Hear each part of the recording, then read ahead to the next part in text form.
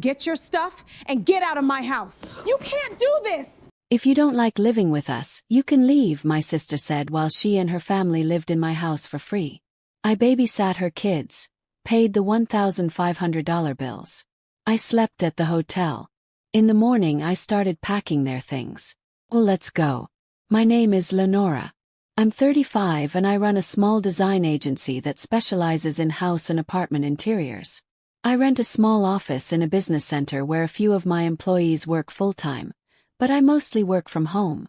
I'm constantly traveling to job sites to check on projects, but my apartment is really my main workspace. 6 months ago, I finally bought my own place, a beautiful 3-bedroom apartment that I designed myself in my favorite minimalist style. Clean lines, neutral colors, everything perfectly organized. It was exactly what I wanted after years of renting. I have parents who are in their 60s and an older sister named Miranda. Miranda is married with 2 kids, an 8-year-old and a 6-year-old. We've always gotten along okay, but we're not super close. Just a week ago, I threw a housewarming party to celebrate my new place. It was perfect. Lots of guests, great food, everyone loved the design. My parents came and Miranda brought her whole family. Everyone seemed to have a good time. Then this morning Miranda called me. Hey Lenora, I need to ask you a favor. Our landlord is doing major repairs on our apartment. We need somewhere to stay for about a month. My heart sank a little. I'd been enjoying my peaceful new place. Can't you stay with Mom and Dad?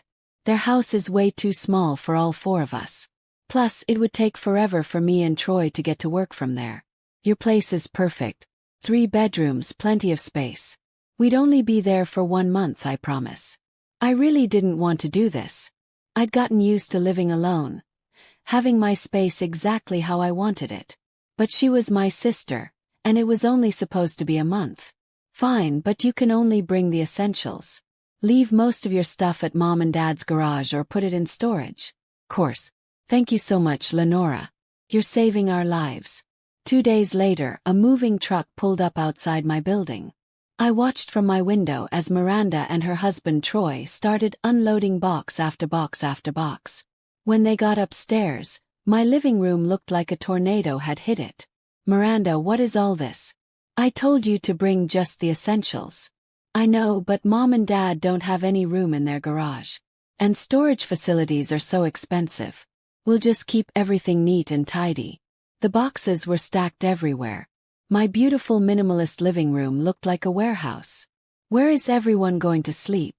Well, I figured Troy and I could take the guest bedroom. The kids can have your bedroom since it's bigger, and you can use your office, right?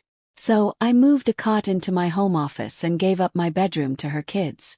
The guest bedroom went to Miranda and Troy. My perfectly organized space was completely disrupted. The first few days were rough, but I tried to be a good sport about it. The kids were loud. They'd come home from school and immediately start running around, yelling and fighting with each other. But I figured I could handle it for a month. Miranda worked part-time. She'd drop the kids off at school in the morning, work until about 2 p.m., then instead of coming home to take care of her own children, she'd go meet friends or go shopping. Aunt Lenora, can you play with us? The 8-year-old asked one afternoon while I was trying to work on a design proposal. I'm working right now, sweetie. But we're bored. Mom said you'd watch us. Aunt Lenora, I'm hungry, the 6-year-old whined. The first few times I made them snacks. Sandwiches, fruit, whatever I had around. But after a week of this, I was exhausted. You guys are old enough to make your own sandwiches. The stuff is in the kitchen. A few days later, Miranda cornered me. Lenora, why are my kids eating nothing but peanut butter sandwiches all day? Because I'm trying to work and they said they were hungry. But you're home all day, Lenora. My home is my office. This is where I work. I have deadlines and clients and site visits. Well, what am I supposed to do with the kids? I don't know. Maybe take care of them yourself instead of going out with friends every day. She didn't like that answer. The situation got even worse when I had to go inspect a job site that was 2 hours away.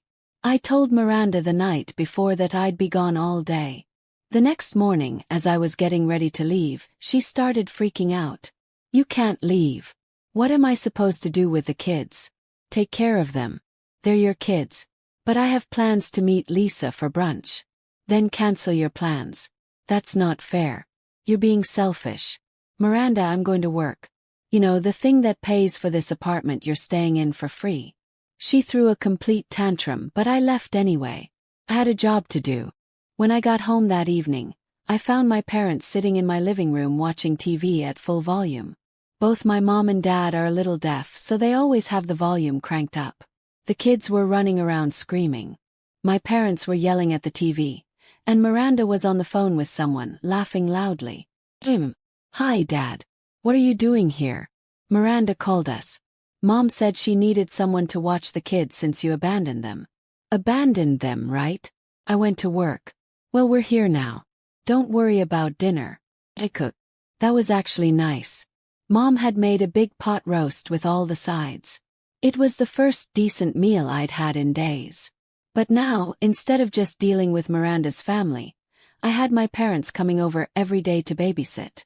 The noise level in my apartment went from bad to absolutely insane. Every afternoon it was chaos. Kids screaming, TV blaring, Miranda chatting on the phone, my parents talking loudly to each other. I couldn't concentrate on anything. The only upside was that Mom cooked dinner every night, which was actually really helpful. Saturday morning I had to drive out to check on a renovation project about an hour away. It was a big job, a complete kitchen remodel, and I needed to make sure everything was progressing on schedule. When I got home that evening, I could hear noise coming from my backyard before I even got to my front door. Loud voices, music, the sound of people having a party. I walked through my apartment and looked out the back window. My parents had set up a full barbecue in my backyard. There were at least 15 people out there, relatives, neighbors, people I didn't even recognize. They were using my patio furniture, my grill, and from what I could see, they'd gone through all the groceries I just bought yesterday. I stood there for a minute trying to process what I was seeing. They'd thrown a party in my backyard without asking me. I went outside with a smile on my face. No point in making a scene in front of all these people. Hey everyone, having a good time? Lenora, we decided to have a little barbecue. Hope you don't mind, my dad called out. I minded a lot, but I wasn't going to embarrass myself in front of a bunch of people. No problem. Looks like you found everything you needed. The party went on for another 2 hours. I stayed inside trying to work on some design plans, but it was impossible to concentrate with all the noise. Finally, around 10 p.m., the last guests left. My parents were packing up their things to go home. Mom, Dad, can you help me clean up out here? My mom looked exhausted. Oh honey, I'm so tired. It's been a long day. We really need to get home. And just like that, they left. Miranda had disappeared into her room with Troy and the kids. I spent the next 2 hours cleaning up beer bottles, paper plates, food scraps, and cigarette butts. My beautiful backyard looked like a disaster zone. The next day was Sunday, and my parents showed up again around noon.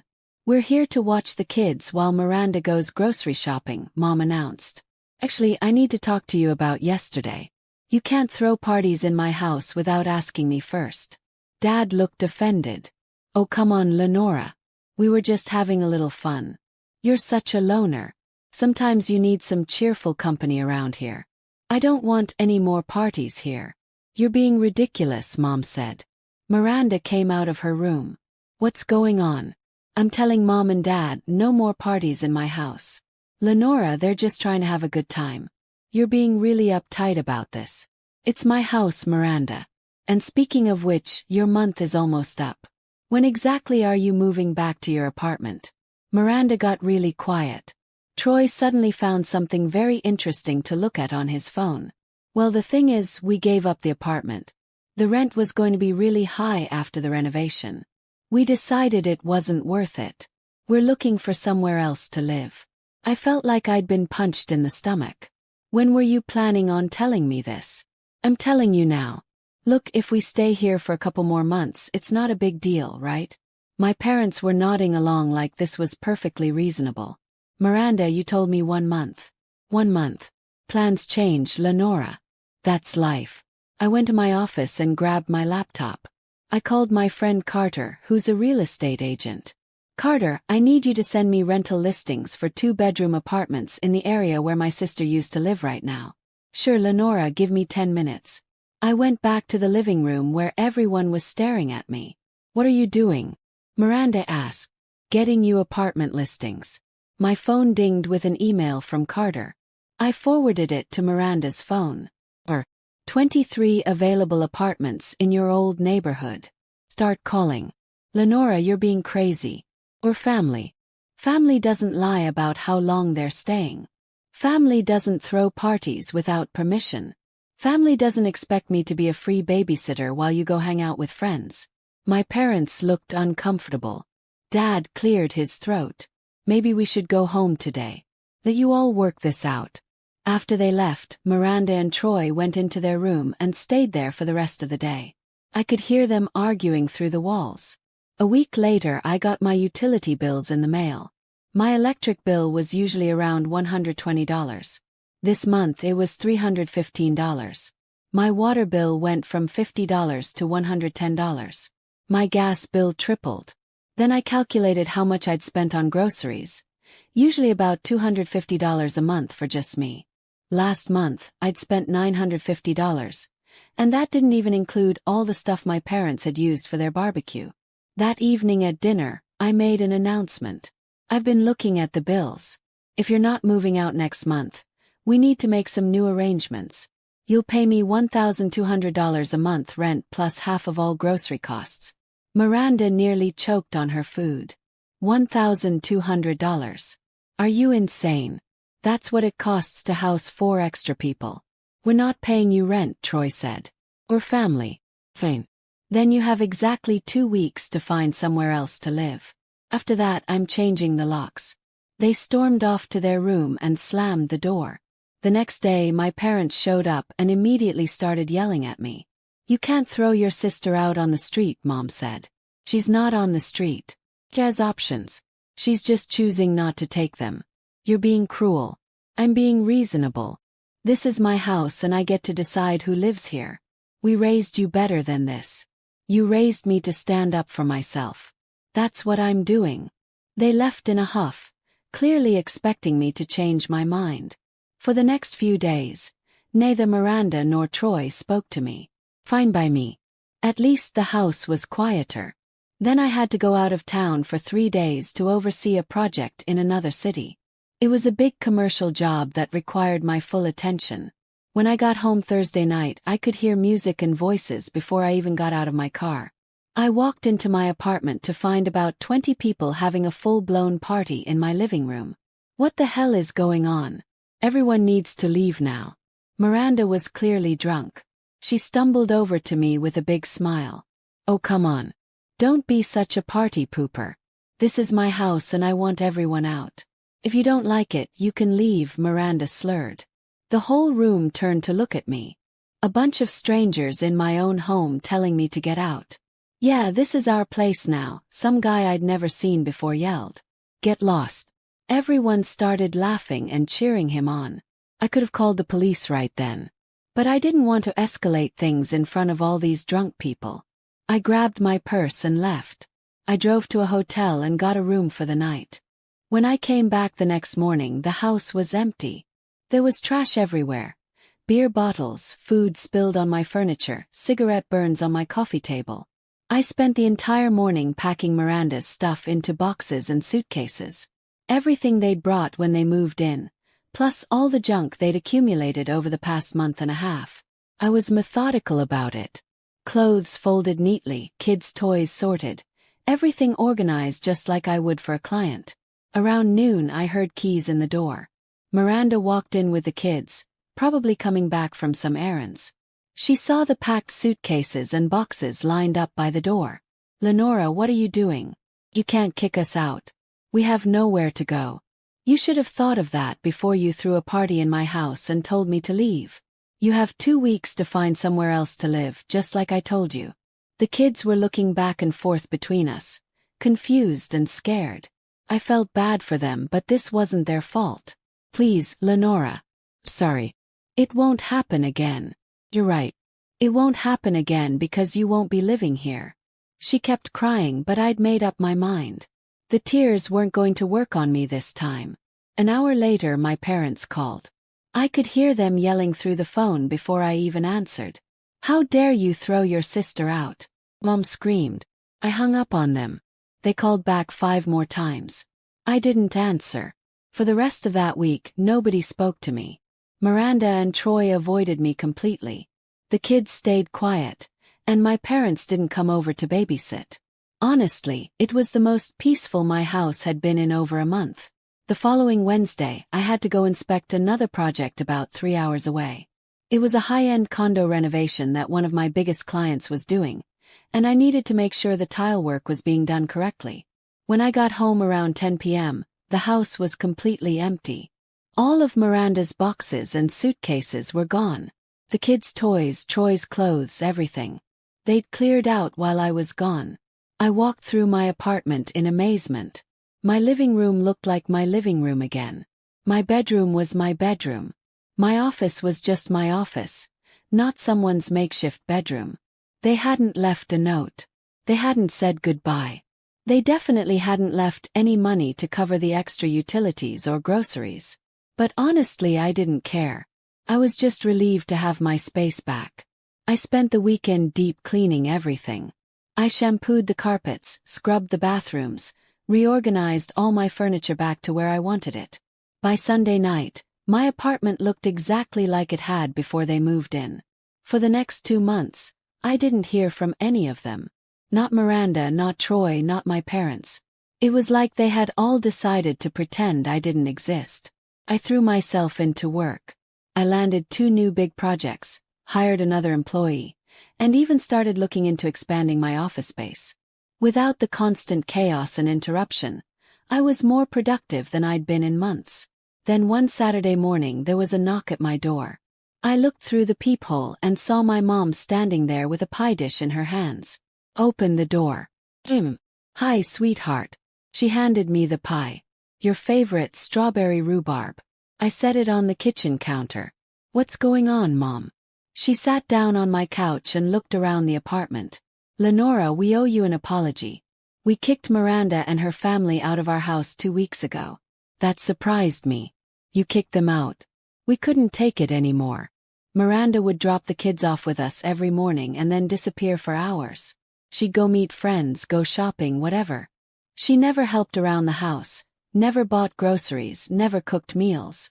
Sounds familiar. She left us to take care of her children while she did whatever she wanted. And Troy wasn't much better. He'd come home from work and just sit on our couch watching TV. How long did they stay with you? 2 months. 2 months of chaos. The kids running around screaming. Miranda on the phone all day. Troy eating all our food and never replacing it. What about the bills? Double just like yours did. We even had to put groceries on your father's credit card because we couldn't keep up with feeding 4 extra people. He nodded. So, you understand now why I couldn't let them stay here indefinitely. We understand completely. You were right to set boundaries. We should have supported you instead of taking their side. Where are they living now? They found a small apartment across town. 2 bedrooms. Miranda's been complaining about how cramped it is and how the neighborhood isn't as nice as yours. She'll adjust. We hope so. Lenora, your father and I are really sorry. We should have listened to you from the beginning. I looked at my mom. She looked older somehow, more tired. Taking care of Miranda's family had clearly worn her out. I appreciate the apology, Mom. Really do. So we can be a family again. Of course, but I need you to understand that my house is my house.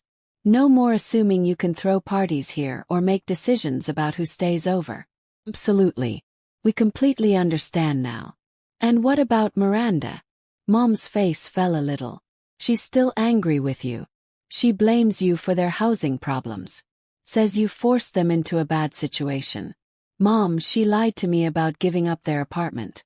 She left me to babysit her kids while she went out with friends. She threw a party in my house and told me to leave. I know, sweetheart. No. She's not ready to take responsibility for her actions yet. We talked for another hour. Mom filled me in on family news, asked about my work, acted like a normal mom for the first time in months. When she got up to leave, she hugged me tight. We missed you, Lenora. The house felt empty without you coming around. I missed you too, Mom. After she left, I sat in my quiet, clean apartment and ate a piece of strawberry rhubarb pie. It tasted exactly like childhood, sweet and tart and full of memories. I was glad to have my parents back in my life, but I was even more glad that I'd stood my ground and refused to let my family take advantage of me. After that, things slowly started getting back to normal. My parents began coming over for Sunday dinners again, just like we used to do before the whole Miranda situation exploded. Felt good to have that relationship back. They never brought up Miranda during those visits, and neither did I. It was like an unspoken agreement that we just focus on rebuilding our own relationship without getting into all that drama. My work was going better than ever without the constant interruptions and chaos. I was able to take on bigger projects. I signed a contract to design the interiors for a whole apartment complex, 12 units total. It was the biggest job I'd ever landed. I also started dating someone new. His name was Ethan and he was a contractor I'd worked with on a few projects. We'd grabbed dinner after site visits and eventually it turned into something more. When I told him about the whole situation with Miranda, he just shook his head. You did the right thing. I've seen too many people let family members take advantage of them financially. Sometimes I wonder if I was too harsh, I said. They lied to you about how long they'd stay. They doubled your bills. They left you to babysit while your sister went out with friends. And then they threw a party and told you to get out of your own home. You weren't harsh. You were protecting yourself. He was right, but it still felt weird not having any contact with my sister. About 6 months after Mom's visit, I was at the grocery store when I ran into Troy. He looked uncomfortable when he saw me. Hey Lenora. Hi Troy. How's everyone doing? We're okay. The new apartment is smaller than we'd like, but we're managing. Listen, I wanted to say something. I know things got really out of hand when we were staying with you. Fine, Troy. No, it's not fine. Miranda and I should have been more considerate. We took advantage of your generosity. That was the first real apology I'd gotten from anyone in their family. I appreciate you saying that. The kids ask about you sometimes. They miss their Aunt Lenora. That hit me harder than I expected. I miss them too. Maybe someday we can all work things out. Maybe. But I knew that wouldn't happen unless Miranda was willing to admit she'd been wrong. And from what my parents told me, she was still blaming me for everything. A year passed. My business kept growing. Ethan and I got engaged. And I bought a small vacation condo at the beach. Life was really good. Then one day my mom called with news. Lenora, Miranda and Troy are getting divorced. What? Why? I'm not sure about all the details, but it sounds like money problems. Troy got tired of Miranda's spending and her refusal to take responsibility for anything. Where are the kids going to live? With Troy. Miranda moved in with some friend across town. She works half-time at a retail store. Same as before. I felt bad for the kids, but I couldn't say I was surprised. Miranda had never been good at managing money or taking responsibility for her actions. Has she asked you and Dad for help? She tried to move back in with us, but we said no. We learned our lesson. Good for you, Mom. She's been calling all the relatives trying to find someone to take her in. So far, no luck. I wasn't surprised about that either. Word had probably gotten around about what happened when she stayed with me and then with my parents. She hasn't asked me for help. She's too proud. She still thinks you ruined her life by kicking her out. Mom, her landlord doing repairs wasn't my fault. Her giving up her apartment without telling me wasn't my fault. Her leaving me to babysit while she went out with friends wasn't my fault. I know, sweetheart. We all know that now. Another 6 months passed. Ethan and I had our wedding at a small venue by the lake. It was perfect. About 50 people, beautiful weather, great food. My parents came and seemed genuinely happy for me. Miranda wasn't invited, obviously. But my parents said she probably wouldn't have come anyway. She was apparently still bitter about everything and convinced that I had somehow sabotaged her marriage and her housing situation. During the reception, my dad pulled me aside. I'm proud of you, Lenora. You built a good life for yourself. Thanks, Dad. And I'm sorry it took us so long to see that Miranda was taking advantage of everyone around her. You were just trying to help your sister. We were enabling her. There's a difference. He was right. They'd spent years bailing Miranda out of every problem she created, never making her face the consequences of her choices. When she finally had to deal with real life on her own, she couldn't handle it.